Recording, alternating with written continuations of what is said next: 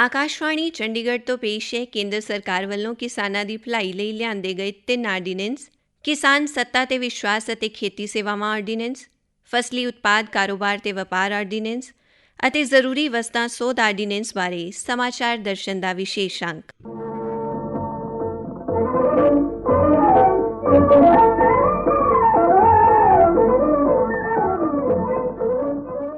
ਅੱਜ ਦੇ ਅੰਕ ਵਿੱਚ ਸ਼ਾਮਲ ਹੈ ਕੇਂਦਰੀ ਮੰਤਰੀ ਡਾਕਟਰ ਜਤਿੰਦਰ ਸਿੰਘ ਦੀ ਕੁਝ ਲੋਕਾਂ ਵੱਲੋਂ ਆਰਡੀਨੈਂਸ ਦੇ ਵਿਰੋਧ ਤੇ ਪ੍ਰਤੀਕਿਰਿਆ, ਰਾਸ਼ਟਰੀ ਕਿਸਾਨ ਅੰਦੋਲਨ ਦੇ ਕੌਮੀ ਪ੍ਰਧਾਨ ਸੰਜੇ ਰਾਏ ਨਾਲ ਗੱਲਬਾਤ, ਸ਼੍ਰੀ ਮੁਕਤਸਰ ਸਾਹਿਬ ਜ਼ਿਲ੍ਹੇ ਦੇ ਆਤਮਾ ਦੇ ਪ੍ਰੋਜੈਕਟ ਡਾਇਰੈਕਟਰ ਕਰਮਜੀਤ ਸਿੰਘ ਦੇ ਆਰਡੀਨੈਂਸ ਬਾਰੇ ਵਿਚਾਰ ਅਤੇ ਸ਼੍ਰੀ ਮੁਕਤਸਰ ਸਾਹਿਬ ਮੋਹਾਲੀ ਤੇ ਪੰਚਕੂਲਾ ਤੋਂ ਕਿਸਾਨਾਂ ਦੀ ਪ੍ਰਤੀਕਿਰਿਆ।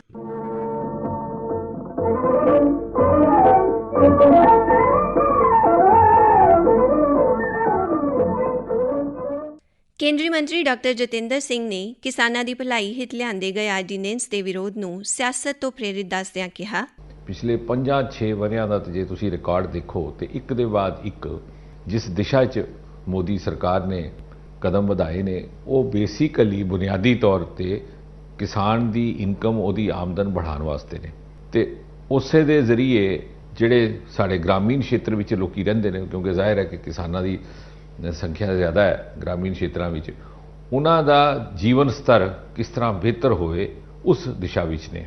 ਹੁਣ ਕੁਝ ਇੱਕ ਵਿਰੋਧੀ ਦਲ ਨੇ ਜਿਹੜੇ ਕਿ ਇਸ ਵਾਸਤੇ ਵਿਰੋਧ ਕਰਦੇ ਪਏ ਨੇ ਕਿਉਂਕਿ ਉਹ ਕਿਸੇ ਨਾ ਕਿਸੇ ਬਹਾਨੇ ਕੋਈ ਵੀ ਮੁੱਦਾ ਹੋਏ ਮੋਦੀ ਸਰਕਾਰ ਦਾ ਵਿਰੋਧ ਕਰਨ ਵਾਸਤੇ ਉਹ ਤਾਕ ਵਿੱਚ ਰਹਿੰਦੇ ਨੇ। ਕੁਝ ਇੱਕ ਕਿਸਾਨਾਂ ਵਿੱਚ ਵੀ ਐਸੇ ਸੰਗਠਨ ਨੇ ਜਿਹੜੇ ਉਹਨੂੰ ਵਕਤ ਤੇ ਭੜਕਾ ਕੇ ਕੁਝ ਆਪਣਾ ਰਾਜਨੀਤਿਕ ਏਜੰਡਾ ਅੱਗੇ ਚਲਾਉਂਦੇ ਨੇ। ਵਰਨਾ ਤੁਸੀਂ ਆਮ ਕਿਸਾਨ ਦੇ ਦ੍ਰਿਸ਼ਟੀ ਨਾਲ ਵੇਖੋ ਤੇ ਉਹਦਾ ਇਸ ਦੇ 'ਚ ਕੋਈ ਐਸਾ ਜਿਹੜੇ ਨਵੇਂ ਕਾਨੂੰਨ ਬਣੇ ਨੇ 2-3 ਤੇ ਇਹਦੇ ਪਹਿਲਾਂ ਵੀ ਜਿੰਨੇ ਵੀ ਫੈਸਲੇ ਹੋਏ ਉਹਨਾਂ 'ਚ ਕੋਈ ਵੀ ਐਸਾ ਫੈਸਲਾ ਨਹੀਂ, ਕੋਈ ਐਸਾ ਕਾਨੂੰਨ ਨਹੀਂ ਜਿਸ ਦੀ ਵਜ੍ਹਾ ਨਾਲ ਕਿਸਾਨ ਨੂੰ ਕੋਈ ਕਿਸੇ ਕਿਸਮ ਦਾ ਨੁਕਸਾਨ ਹੁੰਦਾ ਹੋਵੇ, ਉਹਨੂੰ ਫਾਇਦਾ ਹੀ ਹੋਏਗਾ। ਆਕਾਸ਼ਵਾਣੀ ਦੇ ਸਮਾਚਾਰ ਵਿਭਾਗ ਨੇ ਰਾਸ਼ਟਰੀ ਕਿਸਾਨ ਅੰਦੋਲਨ ਦੇ ਕੌਮੀ ਪ੍ਰਧਾਨ ਸੰਜੇ ਰਾਏ ਨਾਲ ਮੁਲਾਕਾਤ ਕੀਤੀ। ਉਹਨਾਂ ਇਹਨਾਂ 3 ਆਰਡੀਨੈਂਸ ਤੇ ਕਿਸਾਨਾਂ ਨੂੰ ਹੋਣ ਵਾਲੇ ਫਾਇਦੇ ਗਿਣਾਉਂਦਿਆਂ ਕਿਹਾ, सरकार द्वारा वन नेशन वन क्रॉप की जो नीति आई है और जो उन्होंने अध्यादेश जारी किया है, इसको लेकर के जो किसानों के बीच में खुशी की बात है। इसमें यह है कि किसान अपनी फसल को किसी भी प्रदेश में जाकर के, किसी भी राज्य में जाकर के जहां उसका उचित मूल्य मिल रहा है या ज़्यादा दाम है, उस हिसाब से वहां पर वो अपनी फसल को बेच सकता है और अपने को लाभ ले सकता है। साथ ही साथ किसानों को जो लागत आ रही है जाने आने और किसी भी कार्य के लिए, उस पर भी उसको फ़ायदा मिलेगा। किसानों को बहुत से लाभ इससे मिलेंगे और इसकी वजह से हम इस काम को बहुत बेहतरीन तरीके से सरकार की इस नीति का हम स्वागत करते हैं। ਸ਼੍ਰੀ ਮੁਕਤਸਰ ਸਾਹਿਬ ਵਿਖੇ ਆਤਮਾ ਦੇ ਪ੍ਰੋਜੈਕਟ ਡਾਇਰੈਕਟਰ ਕਰਮਜੀਤ ਸਿੰਘ ਨੇ ਇਨ੍ਹਾਂ ਆਰਡੀਨੈਂਸਾਂ ਤੇ ਚਾਨਣਾ ਪਾਉਂਦਿਆਂ ਕਿਹਾ ਕਿ ਇਸ ਨਾਲ ਕਿਸਾਨਾਂ ਨੂੰ ਆਜ਼ਾਦੀ ਹੀ ਨਹੀਂ ਮਿਲੇਗੀ, ਉਹ ਵਿਚੌਲਿਆਂ ਵੱਲੋਂ ਹੁੰਦੀ ਲੁੱਟ ਘਸੁੱਟ ਤੋਂ ਵੀ ਬਚਣਗੇ। ਇਹਦੇ ਨਾਲ ਕਿਸਾਨਾਂ ਨੂੰ ਬਹੁਤ ਜ਼ਿਆਦਾ ਫਾਇਦਾ ਹੋਊਗਾ ਕਿਉਂਕਿ ਜਿਹੜੇ ਕਿਸਾਨ ਪਹਿਲਾਂ ਦੂਸਰੇ ਸਟੇਟਾਂ ਹੈਗੀਆਂ ਜਾਂ ਦੇਸ਼ ਦੇ ਵਿੱਚ ਦੂਸਰੀਆਂ ਮੰਡੀਆਂ ਹੈਗੀਆਂ ਉੱਥੇ ਕਿਤੇ ਬਾਹਰ ਆਪਣਾ ਅਨਾਜ ਨਹੀਂ ਲੈ ਜਾ ਸਕਦੇ ਸੀਗੇ। ਹੁਣ ਉਹਨਾਂ ਨੂੰ ਜਿੱਥੇ ਵੀ ਪੂਰੇ ਦੇਸ਼ ਦੇ ਵਿੱਚ ਜਿੱਥੇ ਕਿਤੇ ਰੇਟ ਜਿਹੜੀ ਆਪਣੀ ਜਿੰਸ ਆ ਉਹਦਾ ਰੇਟ ਜ਼ਿਆਦਾ ਮਿਲੂਗਾ, ਉਹ ਉੱਥੇ ਲਿਜਾ ਕੇ ਵੇਚ ਸਕਦੇ ਆ। ਦੂਸਰਾ ਇਹਦੇ ਨਾਲ ਜਿਹੜਾ ਮੈਂਡੇਟਰ ਸੀਗਾ ਵਿਚਾਲੇ ਉਹ ਵਿੱਚੋਂ ਨਿਕਲ ਜਾਣਾ ਤੇ ਜਿਹੜਾ ਰਿਟੇਲਰ ਹੈਗਾ ਜਾਂ ਜਿਹਨੇ ਮਾਲ ਜਿਹੜਾ ਪਰਚੇਜ ਕਰਨਾ ਸੀ ਜਾਂ ਜਿਹਨੇ ਕਿਸਾਨ ਨੇ ਵੇਚਣਾ, ਡਾਇਰੈਕਟ ਉਹ ਮਾਰਕੀਟਿੰਗ ਦੇ ਨਾਲ ਲਿੰਕ ਹੋ ਜੂ ਉਹਦਾ ਤੇ ਉਹਦੇ ਵਿੱਚੋਂ ਜਿਹੜਾ ਵਿਚਾਲੇ ਮੈਂਡੇਟਰ ਸੀਗਾ ਉਹ ਖਤਮ ਹੋ ਜੂਗਾ। ਕਿਸਾਨਾਂ ਨੂੰ ਇਹਦਾ ਬੈਨੀਫਿਟ ਮਿਲੂਗਾ। ਜਿਸ ਤਰ੍ਹਾਂ ਕਿ ਸਾਡੇ ਮੁਕਤਸਰ ਦੇ ਵਿੱਚ ਨਾਲ ਕੌਣੀ ਪਿੰਡ ਹੈਗਾ, ਇੱਥੇ ਕਿਸਾਨ ਜਸਵਿੰਦਰ ਸਿੰਘ ਇਹਨਾਂ ਨੇ ਸਟ੍ਰਾਬੇਰੀ ਲਗਾਈ ਸੀ ਲੋਕਡਾਊਨ ਹੋਣ ਕਰਕੇ ਤੇ ਉਹ ਆ ਪ੍ਰੋਡਿਊਸ ਸੀਗੀ, ਉਹਨਾਂ ਕਾਫੀ ਵੱਡਾ ਨੁਕਸਾਨ ਹੋਇਆ ਉਹ ਕਿਉਂਕਿ ਮਾਰਕੀਟਾਂ ਬੰਦ ਸੀਗੀਆਂ ਤੇ ਉਹ ਵੇਚ ਨਹੀਂ ਸਕਦੇ ਸੀ ਮੰਡੀਆਂ ਬੰਦ ਹੋਣ ਕਰਕੇ। ਤੇ ਜੇ ਕਿਤੇ ਕਾਨੂੰਨ ਜਿਹੜਾ ਪਹਿਲਾਂ ਬਣਿਆ ਹੁੰਦਾ ਤਾਂ ਉਹ ਆਪਦੀ ਜਿਹੜੀ ਜਿੰਸ ਆ ਉਹ ਕਿਤੇ ਵੀ ਵੇਚ ਸਕਦੇ ਸੀ, ਜਿਹਦੇ ਨਾਲ ਉਹਨਾਂ ਨੂੰ ਇਹਦਾ ਜਿਹੜਾ ਹੋਰ ਨੁਕਸਾਨ ਹੋਇਆ ਉਹ ਨੁਕਸਾਨ ਨਹੀਂ ਹੋਣਾ ਸੀਗਾ।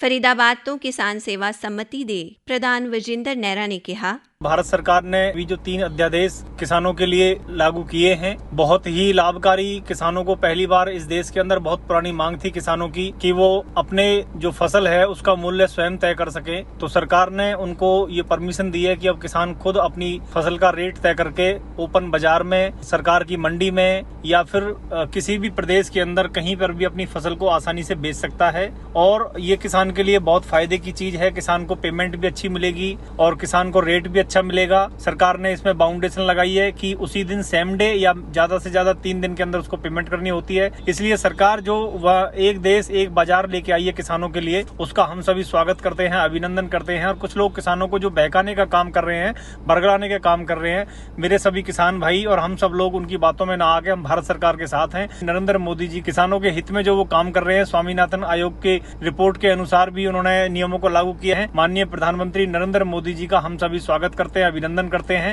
श्री मुक्तसर साहब तो किसान परमजीत ਸਿੰਘ ਨੇ ਇਸ ਬਾਰੇ ਵਿਚਾਰ ਰੱਖਦਿਆਂ ਕਿਹਾ, ਜਿਹੜਾ ਮੋਦੀ ਸਾਹਿਬ ਨੇ ਬਿੱਲ ਬਣਾਇਆ ਬਹੁਤ ਵਧੀਆ ਬਣਾਇਆ। ਫਸਲ ਅਸੀਂ ਕਿਤੇ ਵੀ ਵੇਚ ਸਕਦੇ ਹੁਣ।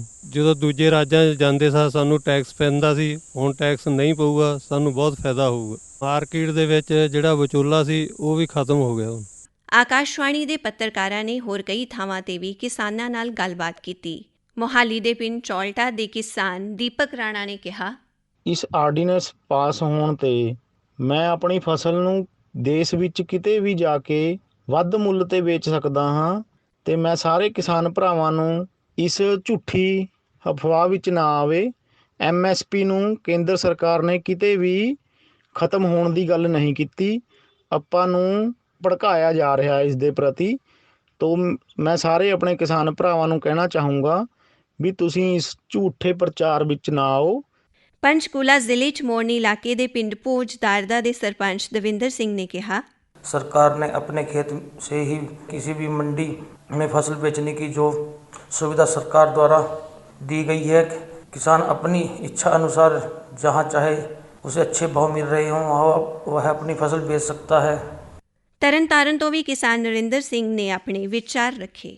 ਕੇਂਦਰ ਸਰਕਾਰ ਨੇ ਜਿਹੜੀ ਸਾਨੂੰ ਸਹੂਲਤ ਦਿੱਤੀ ਆ ਕਿ ਅਸੀਂ ਆਪਣੀ ਫਸਲ ਕਿਸੇ ਵੀ ਮੰਡੀ ਦੇ ਵਿੱਚ ਵੇਚ ਸਕਦੇ ਹਾਂ, ਇਹਦਾ ਬਹੁਤ ਫਾਇਦਾ ਹੈ। ਮੰਨ ਲਓ ਸਾਡੇ ਲਾਗੇ ਜਿਹੜੀ ਮੰਡੀ ਆ ਉਹਦਾ ਭਾਅ ਘੱਟ ਆ ਤੇ ਦੂਜੀ ਮੰਡੀ ਜ਼ਿਆਦਾ, ਤੇ ਅਸੀਂ ਉੱਥੇ ਜਾ ਕੇ ਵੇਚਾਂਗੇ ਤੇ ਸਾਨੂੰ ਫਾਇਦਾ ਹੁੰਦਾ। ਤੇ ਨਹੀਂ ਤੇ ਸਾਨੂੰ ਬੌਂਡ ਸੀ ਪਹਿਲਾਂ ਵੀ ਅਸੀਂ ਆਪਣੀ ਮੰਡੀ 'ਚ ਵੇਚ ਸਕਦੇ, ਹੋਰ ਕਿਤੇ ਵੇਚ ਨਹੀਂ ਸਕਦੇ।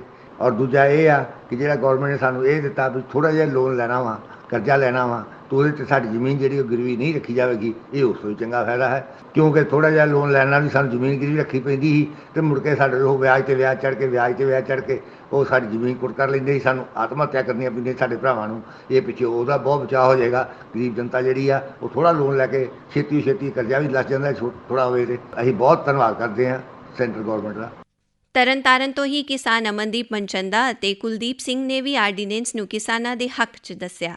ਕੇਂਦਰ ਸਰਕਾਰ ਦੇ ਆਰਡੀਨੈਂਸ ਜੋ ਕਿਸਾਨਾਂ ਦੇ ਹੱਕ ਵਿੱਚ ਕੀਤਾ ਆ, ਇਹ ਬਹੁਤ ਵਧੀਆ ਉਪਰਾਲਾ ਆ। ਇਸ ਨਾਲ ਕਿਸਾਨ ਜਿਹੜੇ ਆ ਕਿਤੇ ਵੀ ਜਾ ਕੇ ਆਪਣੀ ਜਿੰਸ ਜਿਹੜੀ ਆ ਵੇਚ ਸਕਦੇ ਆ। ਇੱਕ ਜਿਹੜਾ ਇਹਨਾਂ ਨੇ ਕੀਤਾ ਹੈ ਕਿ ਗਰੀਬ ਕਿਸਾਨਾਂ ਜਿਹੜਾ ਆ ਕਰਜ਼ਾ ਆਪਣੀ ਜ਼ਮੀਨ ਗਿਰਵੀ ਰੱਖਣਾ ਪੈਂਦਾ ਸੀ, ਹੁਣ ਨਹੀਂ ਉਹ ਰੱਖਣੀ ਪਊਗੀ, ਉਹਨੂੰ ਛੋਟਾ ਮੋਟਾ ਕਰਜ਼ਾ ਜਿਹੜਾ ਆਪ ਦਿੱਤਾ ਹੋਊਗਾ। ਕੇਂਦਰ ਸਰਕਾਰ ਦਾ ਬਹੁਤ ਵਧੀਆ ਸ਼ਲਾਘਾਯੋਗ ਉਪਰਾਲਾ ਆ ਤੇ ਅਸੀਂ ਇਸ ਦੇ ਵਿੱਚ ਬਹੁਤ ਜ਼ਿਆਦਾ ਸ਼ਲਾਘਾ ਕਰਦੇ ਹਾਂ।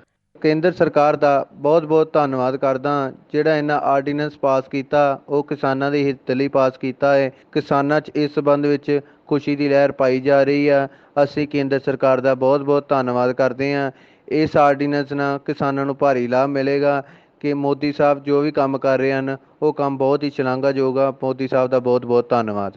ਸਮਾਚਾਰ ਦਰਸ਼ਨ ਦਾ ਇਹ ਅੰਕ ਖਤਮ ਹੁੰਦਾ ਹੈ। ਪੇਸ਼ਕਸ਼ ਅਸ਼ਵਨੀ ਕੁਮਾਰ ਸ਼ਰਮਾ, ਵਾਚਿਕਾ ਰਤਿਕਾ, पेशकारी सहायक मुनीश तिमान।